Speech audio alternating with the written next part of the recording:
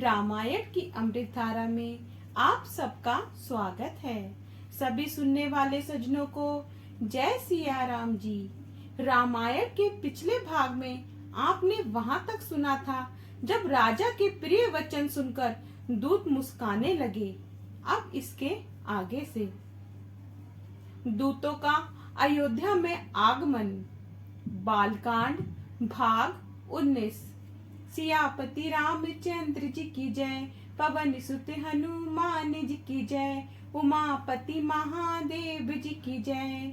जय जय सीताराम जी। दोहा।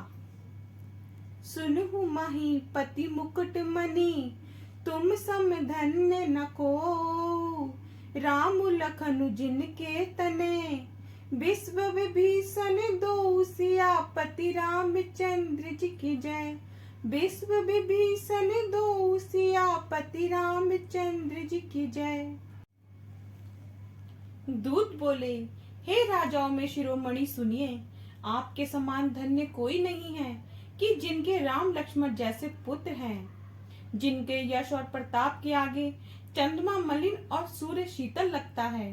हे नाथ, उन्हें आप कहते हैं कि कैसे पहचाना? क्या सूर्य को कोई हाथ में दीपक लेके देखता है? सीता स्वयंवर में अनेक राजा एक से एक योद्धा इकट्ठे हुए थे। शिव धनुष किसी से ना हटा। सब बलवान वीर हार गए।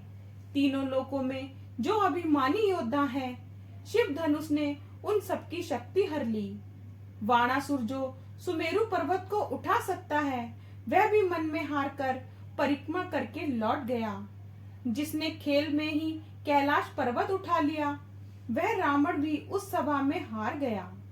दोहा। ताहा राम रघुवंश मणि, सुनिए महामहिपाले। भजियो चाप परियास बिनु, जिमि गज पंकज नाल। सियापति रामचंद्र जी की जय, जिमि गज पंकज नाल। सियापति रामचंद्र जी की जय। सुनिए महाराज, वहां रघुवंश मणि रामचंद्र जी ने बिना ही श्रम के धनुष ऐसे तोड़ डाला जैसे हाथी कमल की डंडी को तोड़ देता है। ये सुनकर क्रोध में भरे हुए परशुराम जी आए। उन्होंने बहुत प्रकार से आंखें दिखाई। राम जी का बल देख के उन्हें अपना धनुष दे दिया और विनय करके वनों को चले गए। हे राजन, जैसे रामचंद्र जी अत्यंत बली हैं, वैसे ही लक्ष्मण जी तेज निधान हैं, जिन्हें देखते ही राजा लोग ऐसे कांपते हैं जैसे हाथी सिंह के बच्चे के तकने से कांपते हैं।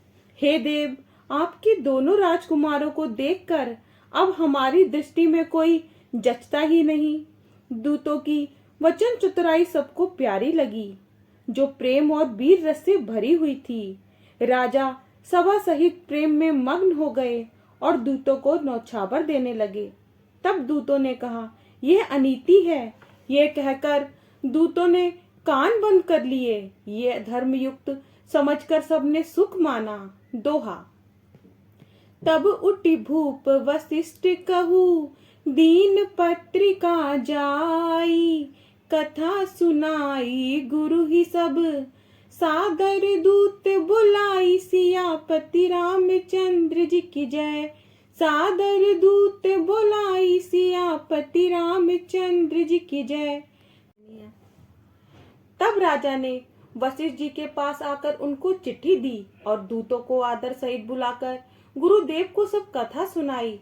ये सुनकर गुरु बहुत ही सुखी हुए और बोले, पुण्यवान पुरुषों के लिए पृथ्वी सुख से भरी रहती है। जैसे नदियां समुद्र में जाकर मिल जाती हैं, समुद्र को नदियों की कुछ चाह नहीं रहती। जैसे आप गुरु, ब्राह्मण, गौ और देवताओं की सेवा करने वाले हैं, वैसे ही पवित्र देवी कौशल्या भी हैं। तुम्हारे समान पुण्य आत्मा संसार में न हुआ है, न होने वाला है। हे राजन, तुमसे अधिक बड़ा पुण्य किसका है, जिसके राम पुत्र हैं। वीर, विनय, धर्मवती और गुणों के समुंदर जिनके चारों पुत्र हैं, तुम्हारा सब समय कल्याण है। अब डंका बजाकर बारात सजाओ। दोहा। गुरु के वचन सुनकर हे नाथ बहुत अच्छा, राजा ऐसा कहकर सिर निवाकर और दूतों को डेरा दिलवाकर राजमहल में गए। राजा ने सारे निवासियों को बुलाया और जनक जी की चिट्ठी वाचकर सबको सुना दी। संदेश सुनकर सब रानियां प्रसन्न हुई। राजा ने सब कथा कही जो दूतों ने सुनाई थी। रानियां प्रेम से प्रफुल्लित हो ऐसी सुशोभित हुई जैसे मोरनी मेघों की गर्ज सुनकर मग्न हो जाती है। गुरुओं की स्त्रियां प्रसन्न होकर आशीर्वाद देने लगी। माताएं अत्यंत आनंद में मग्न हुई और आपस में उस बहुत प्रिय चिट्ठी को हृदय से लगाकर छाती ठंडी करने लगी। श्री राम लक्ष्मण जी की कीर्ति और महाराज दशरथ ने बार बार वर्णन किया। ये सब मुनि की कृपा है, ऐसा कहकर वे बाहर चले गए। रानियों ने ब्राह्मणों को बुलाया और आनंद सहित अनेक दान दिए। श्रेष्ठ ब्राह्मण आशीर्वाद देते हुए चले। फिर याचकों को बुलाकर करोड़ों भांति की वस्तुएं न्योछावर में दी। चक्रवर्ती महाराज दशरथ के चारों पुत्र चिरंजीव हो, वे इस प्रकार कहते हुए अनेक प्रकार के वस्त्र पहनकर चले। वे प्रसन्न होकर आनंद के बाजों सहित नगाड़े बजाने लगे। जब समाचार सब लोगों ने पाए तब घर घर बधावे होने लगे। 14 भुवनों में आनंद उत्सव छा गया कि श्री जानकी जी और श्री रामचंद्र जी का विवाह है। शुभ समाचार सुनकर लोग प्रसन्न हुए। सड़कें, घर और गलियां सजाने लगे। अयोध्या सदैव ही सुहावनी है क्योंकि वह रामचंद्र जी की मंगलमयी पवित्र पुरी है। वह प्रीति की सुंदर प्रीति दिखाने के लिए मंगल रचना से रचकर सजाई गई। सुंदर ध्वजा, पताका, वस्त्र और चबरों से बाजार को बहुत ही विचित्र रीति से सजाया गया। सोने के कलश, बंधनबार, मणियों की झालरें, हल्दी, दूध, दही, अक्षत और माला से सजाया गया। दोहा।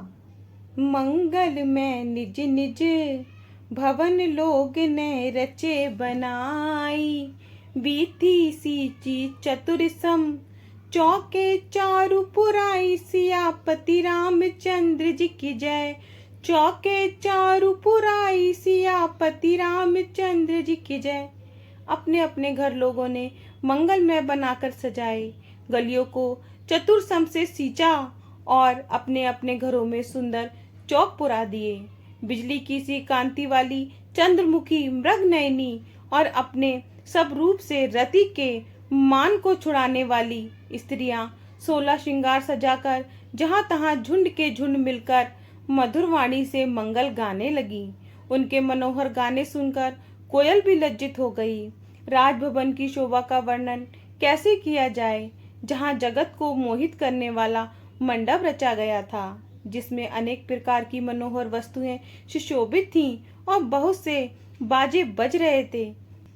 कहीं ब्राह्मण वेद ध्वनि कर रहे थे। सुंदर स्त्रियां रामचंद्र जी और सीता जी का नाम ले लेकर मंगल गीत गा रही थी। राजभवन बहुत छोटा था और उसमें उत्साह बहुत था।